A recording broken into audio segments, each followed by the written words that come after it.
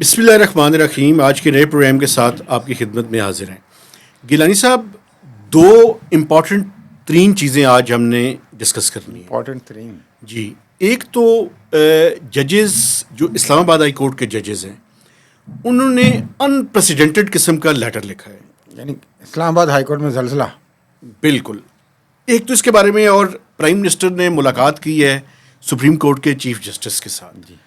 لیکن اس سے پہلے ایک بریکنگ نیوز ہے جو آپ نے جو ہے وہ ڈسکلوز کرنی ہے, تو پلیز اس سے سٹارٹ کریں, پھر ججز کے ایشو پہ آئیں. بہت شکریہ. یہ کل آپ کو یاد ہوگا ہم نے چائنا کے حوالے سے پروگرام کیا تھا. چائنیز جو انجینئر اور ٹیکنیشین ان کے جو ہلاک ہوئے اس حملے میں, تو اس میں جو ابھی تک معلومات ہیں کافی حد تک مصدقہ کہ ناظرین, چائنا نے اس وقت اس حملے کے بعد پاکستان میں جتنے بھی بڑے پروجیکٹس ہیں جن پہ وہ کام کر رہے ہیں, وہاں پہ انہوں نے فی الحال کام بند کر دیا ہے. اب وہ کیا سیکیورٹی کی سچویشن ریویو کریں گے, یا ان کو کوئی پروٹیسٹ ہے, یا کوئی ریزنٹمنٹ ہے, یا کہ جو بھی پروٹوکولز اگر انہیں ری وزٹ کرنے ہیں کچھ اس طریقے سے. آپ کو یاد ہوگا جب داسو والا معاملہ 2021 میں بھی ہوا تھا, اس وقت بھی پروجیکٹ سائٹس پہ کافی پہ کام بند کر دیا گیا تھا, اور پھر بڑی نیگوسیشنز کے بعد, ٹاکس کے بعد, پروٹوکولز کے بعد شروع کیا گیا تھا.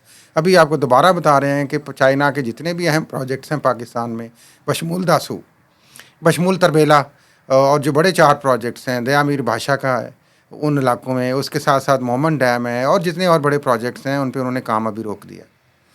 یہ تو ویسے بڑی, میں سمجھتا ہوں شاکنگ قسم کی آپ بات کر رہے ہیں. شاکنگ نہیں, یہ ایک نیچرل بھی ہے ایک طرح سے کہ دیکھیں نا ان کے ساتھ وہ کیا کریں, ان کی ولنریبلٹی اس ٹھیک کو ہے. آپ انڈرسٹینڈ کریں تو ظاہر ہے کہ وہ اس وقت امیجیٹ ایک خوف کہہ لیں, یا ایک دہشت کہہ لیں, یا ایک سیکورٹی ریویو کرنا. دیکھیں میرے خیال میں کل بھی ہم نے نیکٹر کے اوپر بات کی تھی, بٹ تھوڑا سا یہ جو انٹیلیجنس ایجنسیز ہیں ان سے ریکویسٹ ہے کہ آپس میں کوآرڈینیشن کو بہتر کریں, چونکہ یہ جو سی پیک کے پروجیکٹس ہیں یہ پاکستان کے لیے اسٹریٹجک وائز, اور پاکستان کے لیے آپ یہ دیکھیں یہ ڈیم بنیں گے تو ان کے نتیجے میں کیا ہوگا, اکانومی اور آپ کی بجلی سستی ہوگی. اور میں آپ سے یہ گزارش کروں کہ یہ بڑے جو پروجیکٹس ہیں, اس لیے میں آپ سے کہہ رہا تھا کہ ان میں 4 جو بڑے پروجیکٹس ہیں جن پہ داسو پہ کام ہو رہا ہے ابھی, دیا میر بادشاہ, محمد, اور یہ تربیلا کا جو تربیلا 5 کا پروجیکٹ ہے جس میں نیا پاور پلانٹ وہ لگا رہے ہیں ایکسٹینشن کا,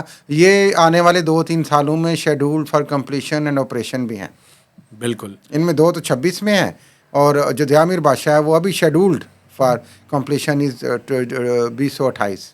تو ان کا نقصان دیکھیں, چائنیز کو تو نقصان ہے ہی, جانوں کا بھی نقصان ہے, لیکن پاکستان کی اکانومی کو, پاکستان کے امیج کو, پاکستان میں جو آنے والی انویسٹمنٹ ہے اور پاکستان میں جو آنے والی ترقی ہے اس کا بھی نقصان ہے. ایک بات مجھے کرنے کی اجازت دیں, میں دیکھنے والوں کو ذرا کمپیریزن آپ کو بتانا چاہتا ہوں.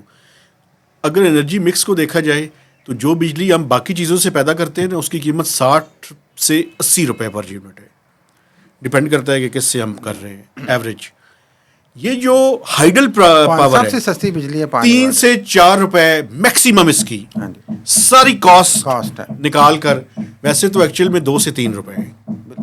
اور یہ تو آپ فرق دیکھ لیں پھر, اور یہ الگ بحث ہے کہ اس وقت یہ بھی رکھیں گے کہ پاکستان میں بدقسمتی سے ہائیڈل پروجیکٹس کیوں نہیں ہو پاتے. ہاں, اس پہ کسی ٹائم بات کریں گے, یہ بڑا اہم موضوع ہے ناظرین. یہ ویسے آئل مافیا اس کے اندر ملوث ہے. اچھا, دوسری انٹرسٹ, لیکن چلیں آئیں, اب میرا خیال ہے کہ وہ ججز کے اوپر بات کریں, کیونکہ بڑی, میں آپ کے ساتھ دیکھیں, زلزلہ آیا ہے. میں کل سے آپ سے گزارش کر رہا ہوں, میرے دیکھنے والے بھی بار بار مجھے بھی فون کر کے کہہ رہے ہیں کہ آپ نے ہر موضوع پہ بات کرتے ہیں, یہ ججز کے معاملے میں کیوں نہیں بول رہے, آپ کے پر تو نہیں چل رہے تھے؟ نہیں, میرے پر نہیں چل رہے, لیکن میں اس کے 2 پہلوؤں پہ بات کرنا چاہوں گا. پہلے تو آپ مجھے یہ بتائیں, آپ کہہ رہے تھے کہ یہ بڑا تاریخی ہے اور ہسٹورک ہے, اور یہ مجھے بتائیں اس میں کیا ہسٹورک ہے؟ اس میں ہسٹورک یہ ہے کہ دیکھیں, شوکت عزیز صدیقی صاحب والا جو معاملہ تھا وہ ایک جج تھا, ٹھیک ہے, اور ماشاءاللہ اس ملک کی اسٹیبلشمنٹ نے بھی نشان عبرت بنا دیا. آپ نے بھی وہ کیا کہتے ہیں, وہ گونگلا تو مٹی چاڑنے لگالے, وہ پنجابی میں ہم مثال دیتے ہیں, آخر میں پرکس اینڈ پریولیجز دے کے ان کو فارغ کر دیا. ابھی 6 ججز ہائی کورٹ کے معزز ججز, بابر ستار جیسے اسٹالورٹ ججز, جن کے فیصلوں کی اب کوئی قدر و قیمت نہیں رہ گئی بیچاروں کی, وہ کہتے ہیں یار ایم پی او کے تحت بند نہ کرو, اور اگلے دن پھر آئی جی اور ڈی سی بند کر دیتے ہیں لوگ. دیکھیں, خیر ہم اسی پہ آئیں, بابر ستار جیسے اتنے زبردست ججز وہ لیٹر لکھتے ہیں اور لیٹر لکھ کے کہتے یہ ہیں. بڑا طویل انہوں نے خط لکھا ہے ناظرین, اور یہ ایک خط نہیں, اس سے پہلے یہ 1 سال میں یہ تیسرا خط ہے جو لکھا گیا ہے مختلف ججز کی جانب سے. لیکن کیا مہتاب صاحب, میرا یہ سوال ہے, کیا یہ پاکستان میں بدقسمتی سے کوئی انہونی بات ہو گئی ہے؟ یہ کہ ججز کی ہراسمنٹ, میڈیا کو انٹیمیڈیٹ کرنا اور فائن ٹیون کرنا, پولیٹیکل انجینئرنگ, یہ جو بڑے گھر کی طرف سے بدقسمتی سے ہے, یہ کون سی کوئی نئی بات ہے ویسے پاکستان میں؟ بتائیں. نہیں دیکھیں نا, اگر ایک ایک جج کے ساتھ ان کا اکٹھے لکھ دینا ان پریسیڈنٹ میں وہی انپریسیڈنٹڈ, میرا کہنے کا مقصد یہ ہے کہ اکٹھے انہوں نے ایسا کام کیا ہے. یہ نہیں ہے کہ انپریسیڈنٹڈ ان کے ساتھ ہوا ہے, ایسی بات نہیں ہے. یہ تو پاکستان میں بڑے عرصے سے ہو رہا ہے, تاریخ بھری پڑی ہے. جی بالکل. اصل میں بات یہ ہے کہ آپ یہ دیکھیں کہ 6 ججز, ہائی کورٹ کے ججز. اور ناظرین یہ آپ کو بتائیں, اسلام آباد ہائی کورٹ میں ٹوٹل 8 ججز ہیں بشمول چیف جسٹس. اچھا, ویسے کچھ لوگ کہے تھے کہ ان کو کام کرنے سے شاید روک دیا جائے. نہیں, میرا خیال تو پھر تو ہائی کورٹ بند کرنا پڑے گا. اسلام آباد ہائی کورٹ آپ کو بند کرنا پڑے گا, ٹھیک ہے, کیونکہ عامر فاروق صاحب تو ویسے ہی مختلف معاملات میں اور مختلف کیسز میں مسلسل بزی ہیں. اچھا بزی, باقی میاں گل حسن اورنگزیب رہ جاتے ہیں. الائنڈ نہیں, میں بزی کہتا ہوں, آپ ایک تو آپ وہ کرتے ہیں نا, وہ اپنا پراپیگنڈا کے طور پہ, یا وہ اینگل آپ اپنا ایک نکال لیتے ہیں, میڈیا والے بندے ہیں نا آپ. نہیں دیکھیے, وہ تو صحافی آپ بھی ہے, لیکن میرا دیکھیں انہوں نے خط نہیں لکھا تو کوئی وجہ ہوگی نا. نہیں, انہوں نے خط نہیں لکھا, لیکن شاید ان کے خلاف لکھا گیا ہو ایک طرح سے.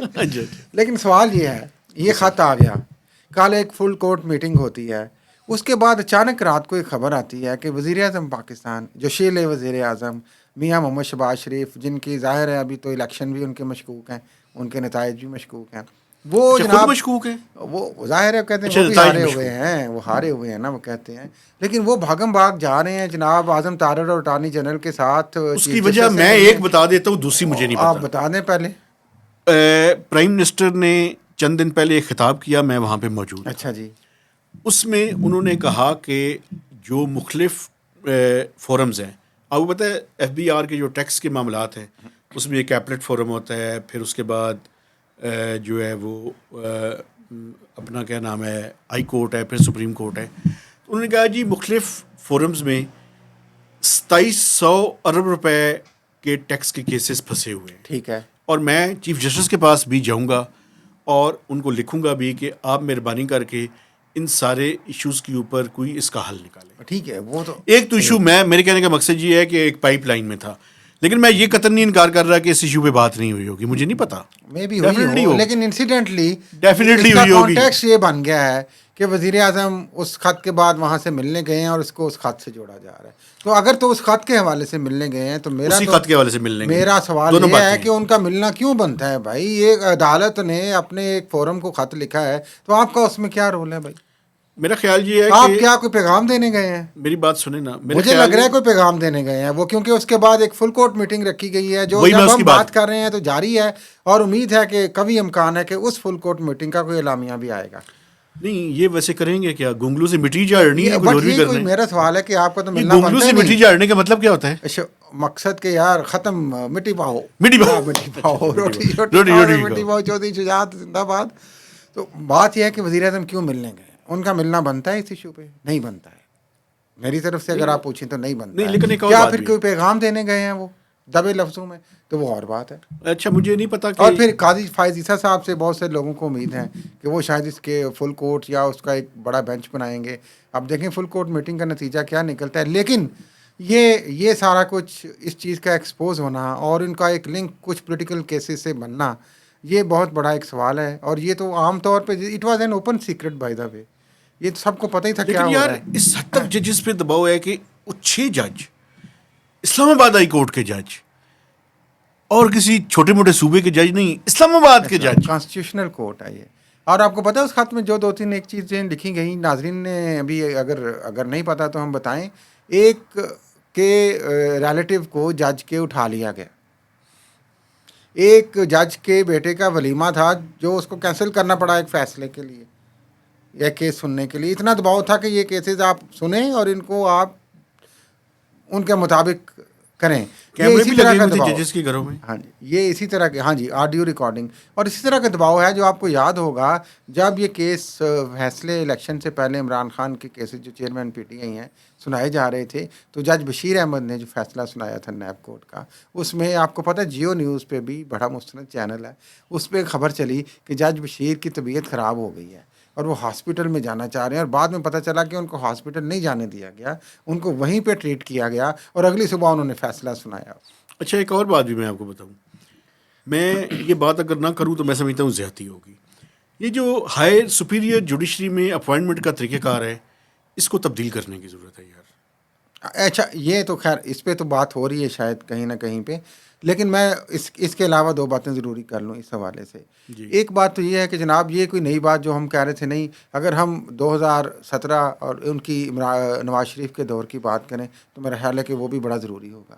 اس وقت بھی جو ججز تھے ان کے پیچھے کس طریقے سے لوگ آتے تھے اور وہ پھر وہ بھی ساری خبریں چلیں کہ کہاں سے لوگ آتے تھے, کیا ڈکٹیشن دیتے تھے, فیصلے لکھے ہوئے آتے تھے.